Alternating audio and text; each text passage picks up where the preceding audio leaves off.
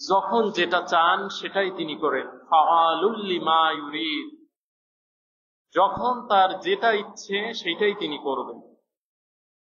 আল্লাহ তাআলা মানুষকে বিভিন্ন সময় বিভিন্ন বিষয়ে পরীক্ষা করে থাকে। এই পুরো পৃথিবীটাই হচ্ছে একটা পরীক্ষা কেন্দ্র, আর আমরা সমস্ত মানুষ হচ্ছি সেই পরীক্ষা কেন্দ্রের পরীক্ষার্থী। এক একজনের পরীক্ষার ধরন, এক একজনের পরীক্ষার পদ্ধতি এক এক রকম হয়ে থাকে। যেমন মনে করেন, যারা প্রাইমারি স্কুলে পড়াশোনা করে তাদের পরীক্ষা হয় এক সিস্টেমে, তাদের পরীক্ষা পদ্ধতি হয় এক ধরনের।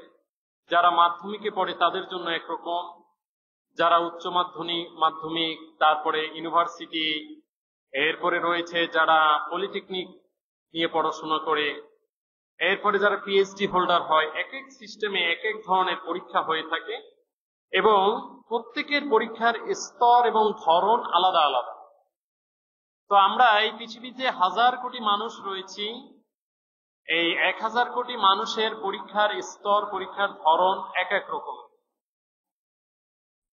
কাউকে আল্লাহ তাআলা ক্ষমতা দিয়ে পরীক্ষা করে থাকেন, কাউকে পরিবারের নেতৃত্ব দিয়ে পরীক্ষা করে থাকেন, কাউকে আল্লাহ সুবহানাহু ওয়া তাআলা বিভিন্ন ধরনের জ্ঞান দিয়ে তারপরে পরীক্ষা করে থাকেন যে সে এই জ্ঞানের কতটুক ব্যবহার করলো, এই জ্ঞান অনুযায়ী সে কতটুক কাজ করলো। পরিবারে আল্লাহ তাআলা বলেন, আল্লাহ রাসূল ইরশাদ করেন যে কুল্লুকুম রাইন আকুল্লুকুম মাসউলুন আন রাইয়াতিহি, তোমরা প্রত্যেকেই হচ্ছ রাখাল এবং তোমাদের এই রাখালিয়াত সম্পর্কে জিজ্ঞাসা করা হবে। রাখাল মানে কি? রাখাল মানে হচ্ছে যে আমরা যে সাপোজ মনে করেন যে গরু যারা পালে, গরু নিয়ে যাওয়া হয় যখন, একজন পিছনে রাখাল থাকে না? রাখালের দায়িত্ব হচ্ছে যে তার এই গরুগুলো ঠিক মতন জায়গায় চারণ ভূমিতে নিয়ে যাওয়া, সে চারণ ভূমিতে যাওয়ার মধ্যে পথে অন্য কারো ফসল নষ্ট করলো কিনা, অন্য কোনো কারো চারণ ভূমিতে গিয়ে সে বিচরণ করলো কিনা, অন্য কারো ফসলের ক্ষতি করলো কিনা, এইটা দেখার দায়িত্ব হচ্ছে রাখালের। তো এটা যদি রাখাল না দেখে তাহলে দিন শেষে মালিকের কাছে রাখালকে কৈফিয়ত করতে হয় যে তোমার তো দায়িত্ব ছিল আমার এই পশুগুলো ঠিকমতো দেখা, কিন্তু তুমি যে এই পশুগুলো ঠিকমতো দেখলা না, অন্যের ফসলের বিনষ্ট করলো, ক্ষতি করলো, এখন এই ক্ষতিপূরণ তোমাকেই দিতে হবে এবং এই জন্য তোমাকে শাস্তির এবং জবাবদিহিতার সম্মুখীন করতে হবে। তো অনুরূপ ভাবে কুল্লুকুম রাইন, তোমরা প্রত্যেকেই হচ্ছ দায়িত্বশীল। রাখাল মানে এখানে হচ্ছে দায়িত্বশীল। তোমরা প্রত্যেকেই দায়িত্বশীল এবং তোমাদের প্রত্যেককে তোমাদের দায়িত্ব সম্পর্কে কিয়ামতের দিন অবহিত করা হবে, জিজ্ঞাসা করা হবে।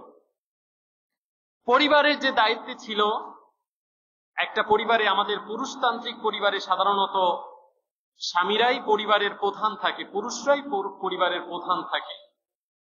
পুরুষরা পরিবারের প্রধান হিসেবে তার কাছে জিজ্ঞাসা করা হবে যে তোমার অধীনস্থ, তোমার সন্তান, তোমার মেয়ে, তোমার স্ত্রী বা অধীনস্থ যারা ছিল তাদেরকে দ্বীনের জ্ঞান শেখানোর জন্য তুমি কতটুকু চেষ্টা করেছ।